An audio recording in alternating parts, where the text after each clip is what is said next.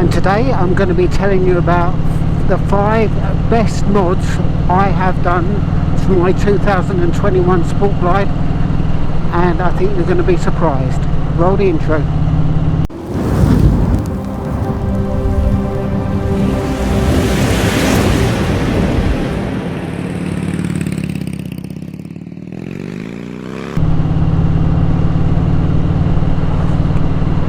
Morning, and welcome to a chilly spring morning in the south of England.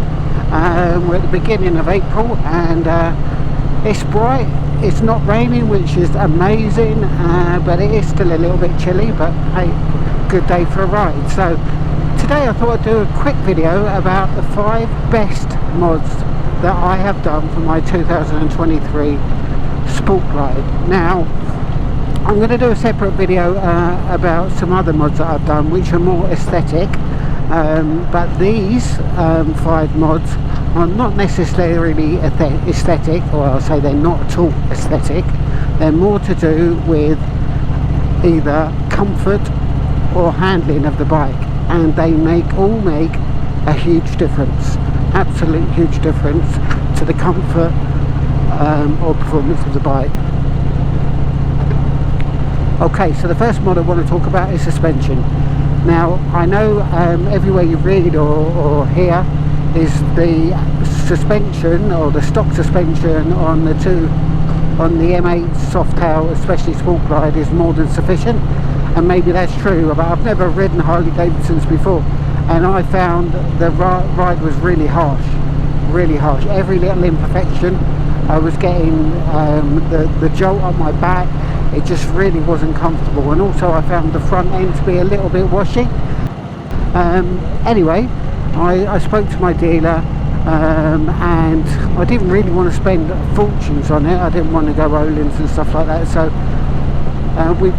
we went with the progressive suspension. We went with the 465 monoshock with wrap on the rear, with their drop-in fork springs for the front.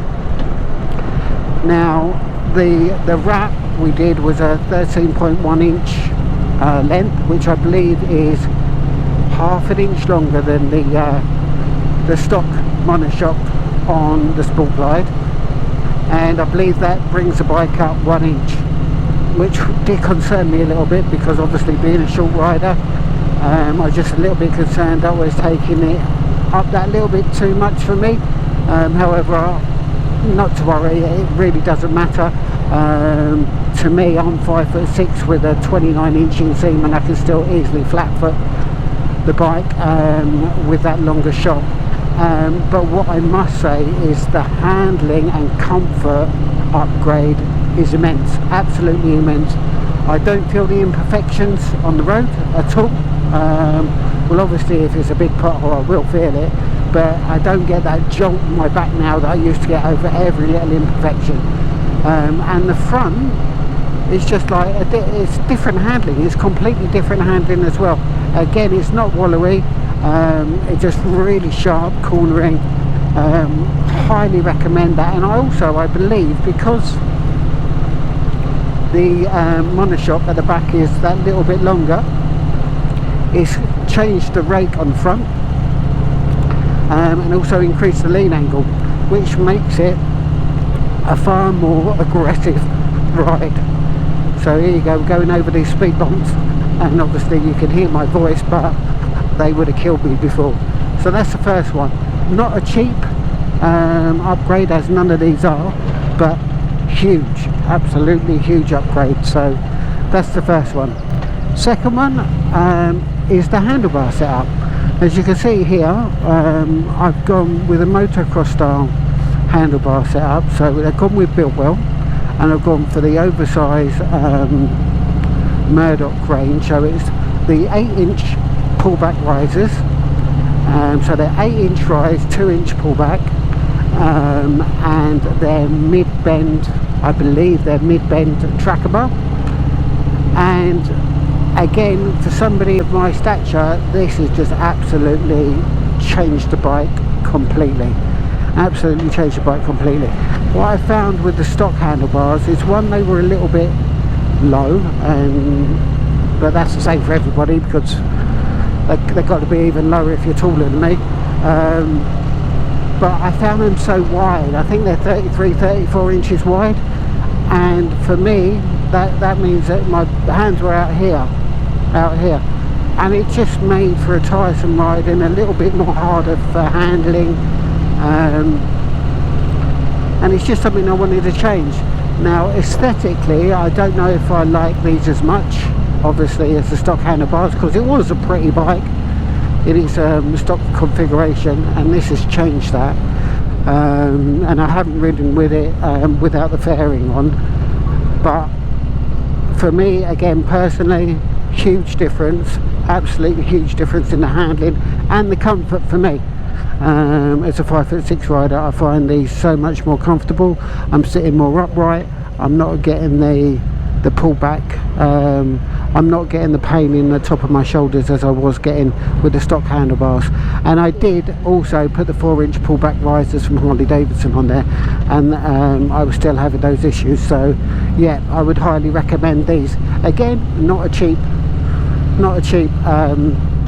upgrade, but what's something I would highly recommend. The next one we are going for is the seat. So again, the stock seat is good enough, absolutely good enough if you're just running around town and stuff like that. Absolutely no problem with that. But I've done some longer journeys. I've been all through like France and Spain on the bike, and I wanted something with a little bit more comfort. And also, if I'm riding pillion, rid of the pillion, I needed something that's going to give my wife a little bit more comfort, because you know what they say, happy wife, happy life. So I've changed with 2 seats. The first one I went with is a Saddleman Explorer seat, which is absolutely fantastic, and I'm going to leave a link to my review here. I love that seat, absolutely love that seat for comfort. It gives great lumbar support. Yeah, really great for comfort. But aesthetically, I know we're not talking aesthetically, or I wasn't going to talk aesthetically. If you're riding solo, it's a lump of a passenger seat on the back.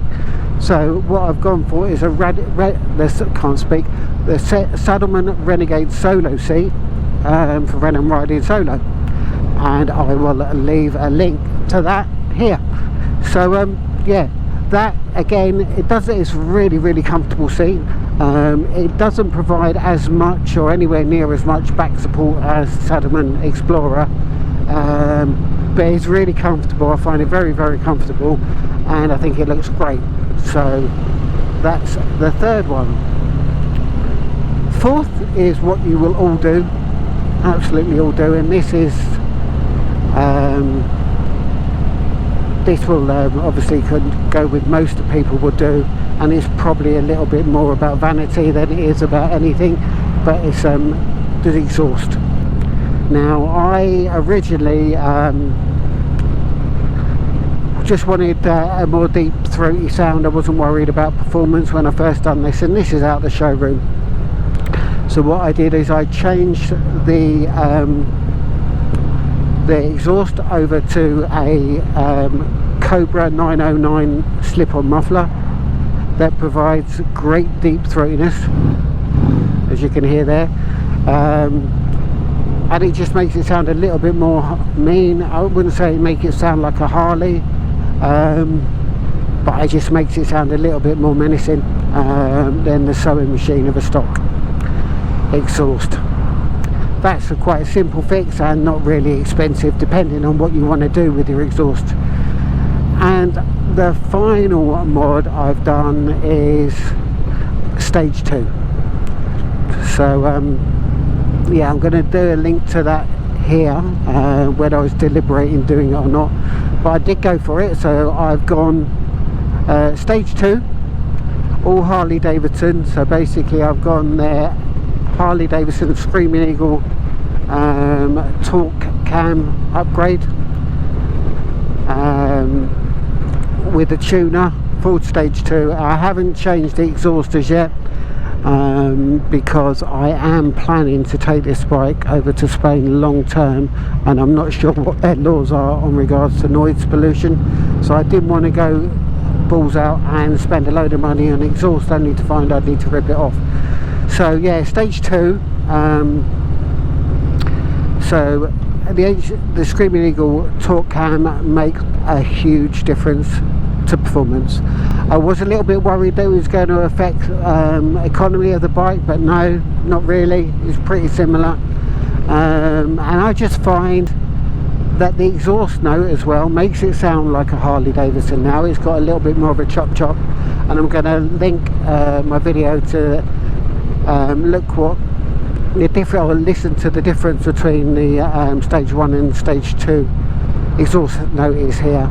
I think you'll find there is a little bit of a difference with the choppiness of the torque cam, but the performance is just breathtaking. I love it, absolutely love it. And my final mod is mini footboards. Now I've got the Kuriakin mini floorboards on for both rider and passenger.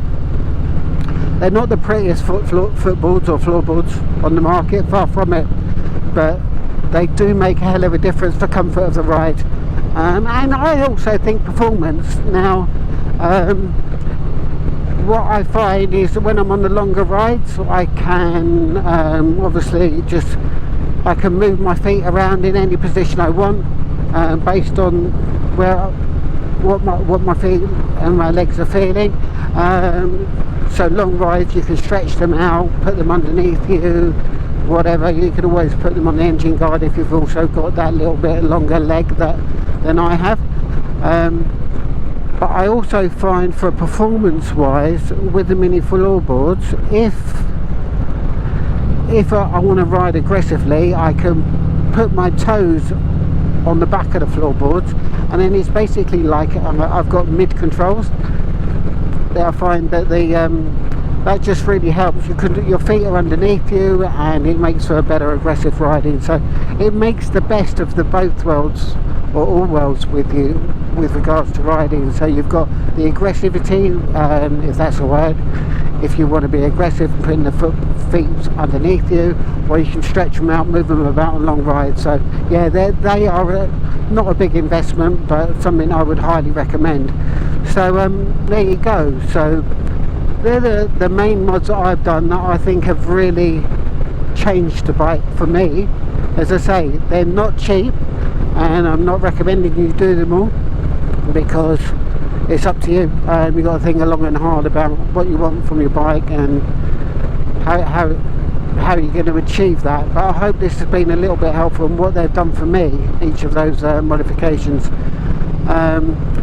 Please let me know your thoughts about the modifications, or let me know what you've done and what you think has changed your bike the most. But by doing these, I think this has made this bike the bike that I can keep long term. So yeah, I really appreciate you watching. I hope you like that. Please click like. If you did like it, please subscribe. It really would help me out, and hit that bell notification for any more if you want to be notified of any more content that's coming out, which there's plenty. So yeah, I really appreciate you watching. Thanks for your time. Stay safe, ride safe, and I will catch you next time.